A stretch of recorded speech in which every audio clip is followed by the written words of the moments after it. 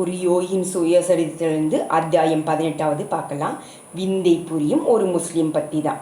ஒரு பல வருடங்களுக்கு முன்னதாகவே நீ இருக்கும் இதே அறையில் ஒரு முஸ்லீம் என் 4 அதிசயங்களை செய்து காண்பித்தான். ஸ்ரீ யுக்தேஸ்வரர் என் புது விடுதிக்கு அவர் முதலாக வந்ததுமே மேற்கண்டவாறு கூறினார். ஸ்ரீ யுக்தேஸ்வரர் பரமஹம்சர் யோகானந்தர்கிட்ட சொல்கிறாங்க, செராரம்பூர் கல்லூரியில் சேர்ந்ததுமே நான் அருகிலுள்ள பந்தி என்று அழைக்கப்படும் உணவு விடுதியில் ஓர் அறை எடுத்துக்கொண்டேன். அது கங்கையை நோக்கி இருந்த புராதனமான வடிவமைப்பை கொண்ட ஒரு செங்கல் கட்டிடம்.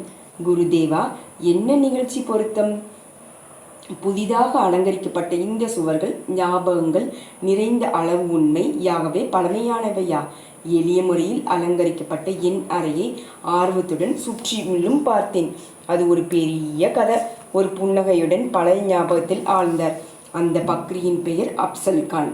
அவர் தன் அசாதாரணமான சக்திகளை கொண்டு தற்செயலாக சந்திக்க நேர்ந்த இந்த இந்து யோகியிடமிருந்து பெற்றான். உடல் முழுதும் தூசு படிந்திருந்த ஒரு சன்னியாசி ஒரு நாள் கிழக்கு வங்காளத்தின் ஒரு கிராமத்தில் வசித்து வந்த சிறுவன் அப்சலை பார்த்து, மகனே, தாகமாயிருக்குது, எனக்கு கொஞ்சம் தண்ணீர் கொண்டு வா என்று கூறினார். ஐயா, நான் ஒரு முஸ்லிம். ஒரு இந்துவாகிய நீங்கள் என் கைகளிலிருந்து எப்படி நீர் அருந்த முடியும்? என் குழந்தாய், நீ உண்மை பேசுவதை கேட்டு எனக்கு மகிழ்ச்சி உண்டாகியது. தெய்வீக தன்மையற்ற பிரிவினைகளை உண்டாக்கும் சமூக பகிஷ்கரிப்பு விதிமுறைகளை நான் பின்பற்றதே இல்லை. செல், சீக்கிரம் எனக்கு தண்ணீர் கொண்டு வா. அப்சல் பக்தி கலந்த மரியாதையுடன் கீழ்ப்படிந்ததும் அந்த யோகியின் அன்பான பார்வை பரிசாக கிடைத்தது. உன்னிடம் முற்பிறப்புகளின் நல்வினை இருக்கிறது, அவர் கம்பீரமாக கூறினார். கண்ணுக்கு புலப்படாத மண்டலங்கள் ஒன்றின் மீது உன் அதிகாரத்தை செலுத்தக்கூடிய ஒரு யோக வழிமுறையை நான் உனக்கு கற்பிக்கப் போகிறேன். உனக்கு கிடைக்கும் மகத்தான சக்திகளை தகுதியான காரியங்களுக்கு மட்டுமே தான் பயன்படுத்த வேண்டும். சுயநலத்திற்கு அவைகளை ஒருபோதும் பயன்படுத்தாதே. அந்தோ பூர்வ ஜென்மங்களிலிருந்து கொண்டு வந்த சில அழிவு சக்திகளின் வித்துக்களையும் உன்னிடம் நான் காண்கிறேன். புதிதான தீய காரியங்கள் என்னும் தண்ணீரை பாய்ச்சி அந்த அழிவு சக்திகளை மேலும் முளைவிட்டு வளர செய்து விடாதே.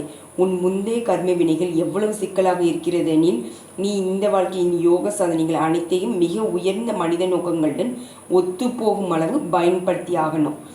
ஆச்சரியத்தில் ஆழ்ந்த அந்த சிறுவனுக்கு, அதாவது அப்சல் கானுக்கு, சிக்கலான யோக முறையை கற்பித்துவிட்டு அந்த யோகி மறைந்து விட்டார். அப்சல் தன் யோக முறைகளை 20 ஆண்டுகள் உண்மையுடன் பின்பற்றி வந்தான். அவனுடைய அதிசய ஜாலங்கள் பரவலாக கவனத்தை ஈர்க்க ஆரம்பித்தன. ஹஜ்ரத் என அவன் அழைக்கும் உடலற்ற ஆவி என்று எப்போதும் அவனுடன் கூடவே இருப்பதை போல் இருந்தது. கண்ணுக்கு புலப்படாத அது அந்த பக்ரியின் மிக சிறிய விருப்பத்தையும் கூட நிறைவேற்றி வைக்க வல்லதாயிருந்தது. தன் குருவின் எச்சரிக்கையை அலட்சியம் செய்து அப்சல் தனது சக்தியை துஷ்பிரயோகம் செய்ய தொடங்கினான். அவன் கையால் எந்த பொருளை தொட்டு திரும்பி வைத்தாலும் அது சுவடையில்லாமல் மறையலாயிற்று. வேதனை அளிக்கும் இந்த பின்விளைகள் அந்த முஸ்லிமை எங்கு வேண்டாத விருந்தாளியாகி விட்டது. அவன் அவ்வப்போது கல்கத்தாவில் உள்ள பெரிய நகைக்கடைகளுக்கு நகை வாங்குபவன் போல செல்வான். பிறகு அந்த கடையை விட்டு அவன் சென்றவுடன் அவன் தொட்டு பார்த்த பொருட்கள் எல்லாம் மறைந்திடும். அவன் ரகசியத்தை தெரிந்து கொள்ளலாமே என்ற நம்பிக்கையினால் கவரப்பட்ட நூற்றுக்கணக்கான மாணவர்களால் அப்சல் அடிக்கடி சூழப்பட்டிருந்தான். அந்த பக்ரி எப்போதாவது அவர்களை அவனுடன் பயணம் செய்ய அழைப்பான். ரயில் நிலையத்தில் எப்படியாவது சமாளித்து ஒரு கட்டை டிக்கெட்களை தொட்டு விடுவான். பிறகு அவற்றை எழுத்தாளரிடம் தள்ளி, நான் என் மனதை மாற்றிக்கொண்டு விட்டேன், இப்போது இவற்றை நான் வாங்கப் போவதில்லை என்பான். ஆனால் அப்சல் தன் பட்டாளத்துடன் ரயிலில் ஏறும்போது வேண்டிய டிக்கெட்டுகள் அவன் வசம் இருக்கும். இந்த மாதிரியான மோசடியில் ஒரு தீவிர கண்டன குரலை எழுப்பியது. வங்காள நகை வியாபாரிகளிடம் டிக்கெட் விற்பவர்களிடம் அதிர்ச்சியுற்ற நிலை குலைந்தனர். அப்சலை சிறைப்படுத்த விரும்பிய போலீசாரால் எதுவுமே செய்ய முடியவில்லை. அந்த பக்ரி அவனை குற்றம் சாட்டக்கூடிய தடயத்தை ஹஜ்ரத் இதை அப்புறப்படுத்து என்று சும்மா சொல்லி அளிக்க முடிந்தது. ஸ்ரீ யுக்தேஸ்வரர் தன் இருக்கையில் இருந்து எழுந்து கங்கை நதியின் பக்கமாக அமைந்திருக்கும் என் அறையின் முன் பால்கனியை நோக்கி நடந்தார். திகைப்பை தரும் அந்த முஸ்லிமின் திருவிளையாடுகளை பற்றி இன்னும் கேட்கும் ஆவலில் நான் அவரை தொடர்ந்தேன்.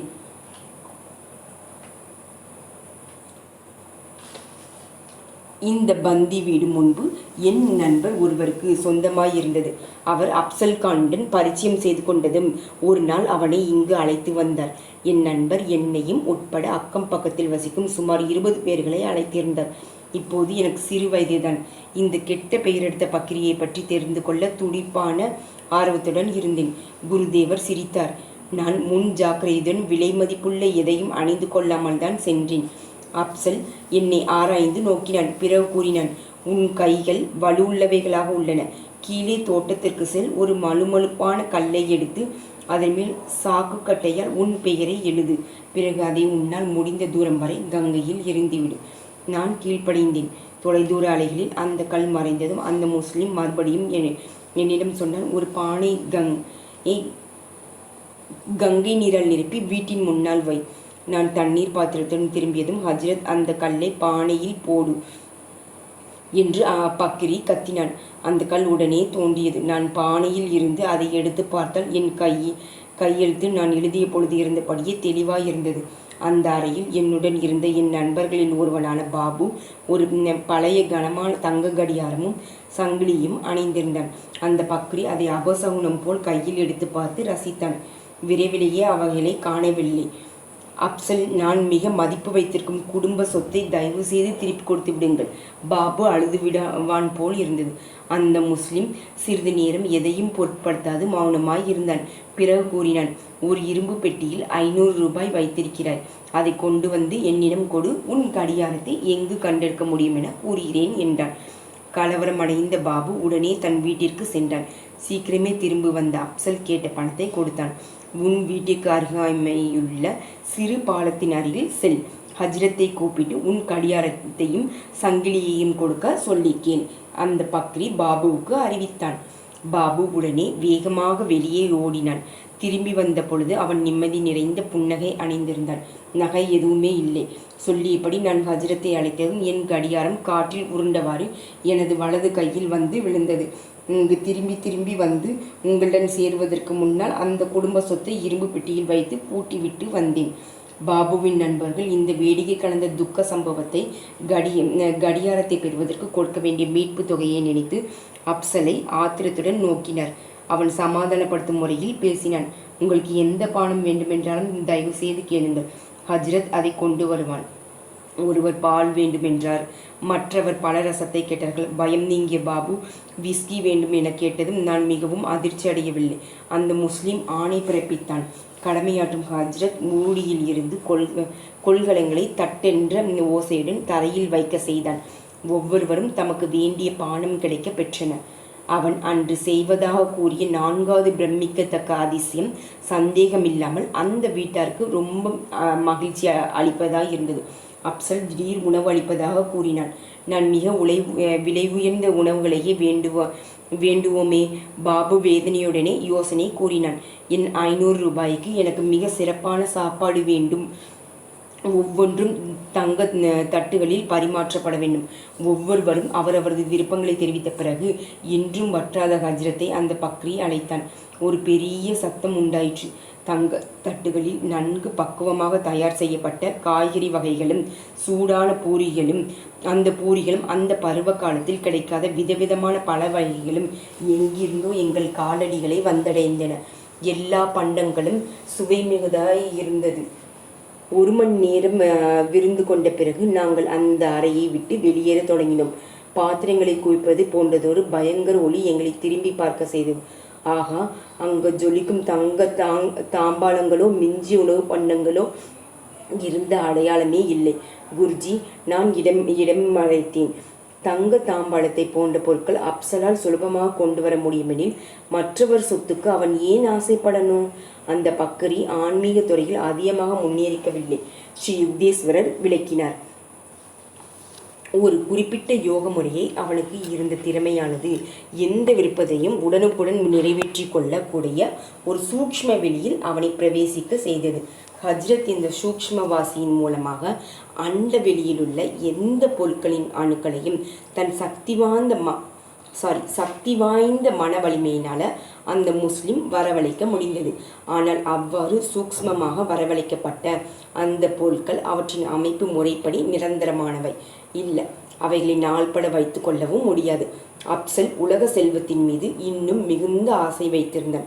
செல்வத்தை சம்பாதிப்பது ரொம்பவும் கடினமாயிருந்தாலும் அது நம்பக்கூடிய ஸ்திரத்தன்மை உடையது. நான் சிரித்தேன். அது கூட தான் சில சமயம் காரணம் புரியாமல் மறைந்து விடுகிறதே. அப்சல் கடவுளை அறிந்த மனிதன் இல்லை. குருதேவர் தொடர்ந்தார். உண்மையான முனிவர்களால நிரந்தரமானதும் நன்மை கொடுப்பதுமான அதிசயங்கள் நடத்தப்படுவதுண்டு. ஏன்னா அவங்க எல்லாம் வல்ல இறைவனுடன் தங்களை ஐக்கியப்படுத்தி கொண்டவர்கள்.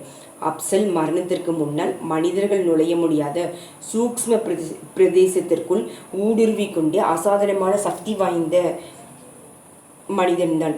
குருஜி, எனக்கு இப்போது புரிகிறது. அந்த மறு உலகம் சில வசீகரணமான விஷயங்களே உடையது போல தோன்றுகிறது. குருதேவர் ஒப்புக்கொண்டார். அதற்கு பிறகு நான் அப்சலை பார்க்கவே இல்லை. ஆனால் சில வருடங்களுக்கு கழித்து பாபு அந்த முஸ்லிம் தன் குற்றத்தை பகிரங்கமாக ஒப்புக்கொண்ட செய்தி பிரசூதிமாயிருந்த ஒரு செய்தித்தாளை எடுத்துக்கொண்டு என் வீட்டிற்கு வந்தான். அதிலிருந்துதான் நான் உனக்கு இப்பொழுது கூறியபடி ஒரு இந்து குருவிடமிருந்து அப்சல் சிறுவயதில் தீட்சை பெற்றது பற்றிய விவரத்தை தெரிந்து கொண்டேன். அந்த செய்தியின் பின்பாகத்தை ஸ்ரீ யுக்தேஸ்வரர் ஞாபகப்படுத்தி கொண்டு கூறியதன் சுருக்கம் வருமாறு: அப்சல் காணாயிய நான் ஒரு பிராச்சித்தமாக அதிசய சக்திகளை அடைய விரும்புகிறவர்களுக்கு ஒரு எச்சரிக்கையாகவும் இந்த வரிகளை எழுதுகிறேன். கடவுளின் அருளாலும் என் குரு மூலமாகவும் எனக்கு கிடைத்தது இருந்த அற்புதமான திறன்களை நான் வருட கணக்கில் தவறான வழியில் உபயோகப்படுத்தி வந்திருக்கிறேன். அகந்தையின் போதிலிருந்து நான் மனிதனின் சாதாரண நல்லொழுக்க விதிகளுக்கு அப்பாற்பட்டவனாக என்னை எண்ணிக்கொண்டு விட்டேன். இறுதியில் என் கணக்கு தீர்க்கப்பட வேண்டிய நாளும் வந்தது. சமீபத்தில் கல்கத்தாவிற்கு வெளியே ஒரு தெருவில் நான் ஒரு முதியவரை சந்தித்தேன். அவர் தங்கம் போன்ற ஒரு பொருளை கையில் வைத்து கொண்டு மிகுந்த வேதனையுடன் நொண்டியபடி நடந்து கொண்டிருந்தார். நான் பேராசையுடன் அவரிடம் பேசினேன். நான் தான் பெற்ற பக்கிரி அப்சல் கான். உன்னிடத்தில் என்ன வைத்திருக்கிறாய்? எனக்கு உள்ள சொத்தெல்லாம் இந்த தங்க கட்டி உண்டுதான். அதனால் ஒரு பக்கிரிக்கு எந்த உபயோகமும் இல்லை. ஐயா, தயவு செய்து என் நொண்டிக்காலை சரி செய்யும்படி நான் உங்களை கெஞ்சு கேட்டுக்கொள்கிறேன். நான் பதில் எதுவும் கூறாமல் அந்த தங்க கட்டியை தொட்டுவிட்டு என் வழியே சென்றேன். அவர் என் பின்னால் நொண்டி வந்தார். விரைவில் அவர் என் தங்கம் போய்விட்டதே என்று கூக்குரல் எழுப்பினார். நான் காதில் வாங்காது போகவே அவர் திடீரென்று அவருடைய பலவீனமான உடலுக்கு பொருத்தமில்லாத உரத்த குரலில் பேசினார். உனக்கு என்னை அடையாளம் தெரியவில்லையா? நான் பேச்சற்று பிரமித்து நின்றேன். வெகு காலத்திற்கு முன்பு எனக்கு யோக முறையை உபதேசித்த முனிவர்தான் தற்சமயம் என் முன் சாதாரண நொண்டி போல தோற்றமளிக்கும் முதியவர் என்பது எனக்கு கால தாமதமாக தெரிந்தது. அவர் நிமிர்ந்து நின்றார். அவர் உடல் திடமாகவும் இளமையாகவும் உடனே மாறியிருந்தது. அப்படியா? என் குருவின் பார்வை அனலை கக்கியது. நீ உன் சக்தியிலே துன்பப்படும் மனித குலத்திற்கு உதவுவதற்கு பதிலாக சாதாரண திருடனை போல் அதை வேட்டையாடி இரையாக உபயோகிப்பதை என் கண்களாலேயே காண்கிறேன். நான் உன் அபூர்வ சக்திகளை திரும்ப எடுத்துக்கொள்கிறேன். ஹஜ்ரத் உன்னிடமிருந்து விடுவிக்கப்பட்டு விட்டான். நீ இனி வங்காளத்தில் பேரிச்சம் விளைவிப்பனாக இருக்க மாட்டாய். நான் வேதனை குரலுடன் ஹஜ்ரத்தை அழைத்தேன். முதல் தடவையாக என் மனக்கண் முன் அவன் தென்படவில்லை. ஆனால் ஒரு கருத்திரை திடீரென விலகியது. நான் என் வாழ்க்கையின் தெய்வ நிந்தனையால் விளைந்த அவலத்தை தெளிவாக கண்டேன். என் குருதேவா, என் நீண்ட கால மாயையை விளக்க வந்தருளியதற்கு நான் தங்களுக்கு நன்றி கூறுகிறேன். நான் அவர் காலடியில் விழுந்து விசும்பினேன். நான் என் உலக ஆசைகளை விட்டொழிப்பேன் என்று சத்தியம் செய்கிறேன்.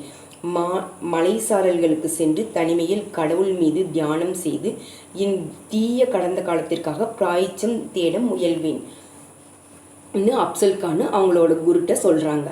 என் குரு என்னை மௌனமாக கருணையுடன் நோக்கினார். உன் உண்மையான மனதை நான் உணர்கிறேன் என் இறுதியாக கூறினார். ஆரம்ப வருடங்களில் நீ கண்டிப்புடன் கீழ்ப்படிந்தால் தற்சமயம் நீ செய்த குற்றத்தை அறிந்து வருந்துவதாலும் உனக்கு ஒரு வரமளிக்கிறேன். உனது மற்ற சக்திகள் இப்போதும் போய்விட்டன. ஆனால் உணவோ உடையோ தேவையெனில் இப்போதும் ஹஜ்ரத்தை வெற்றிகரமாக அழைத்து அவைகளை கொண்டு வர செய்யலாம். தனிமையான மலைசாரல்களில் முழு மனதுடன் கடவுளை அறிவதில் உன்னை ஈடுபடுத்திக்கொள். என் குரு பின்பு மறைந்து விட்டார். நான் கண்ணீருடன் கடந்த காலத்தை நினைவூட்டும் எண்ணங்களுடன் விடப்பட்டேன். உலகமே, நான் விடைபெறுகிறேன். அண்ட சராசரத்தின் அன்பனிடம் மன்னிப்பை தேடி செல்கிறேன். வீடியோவை லைக் பண்ணுங்கள், உங்கள் ஃப்ரெண்ட்ஸ்க்கும் ஷேர் பண்ணுங்கள். இது வரைக்கும் நம்ம சேனலை சப்ஸ்கிரைப் பண்ணலைன்னா சப்ஸ்கிரைப் பண்ணுங்கள். தேங்க்யூ ஸோ மச் ஃபார் வாட்சிங்.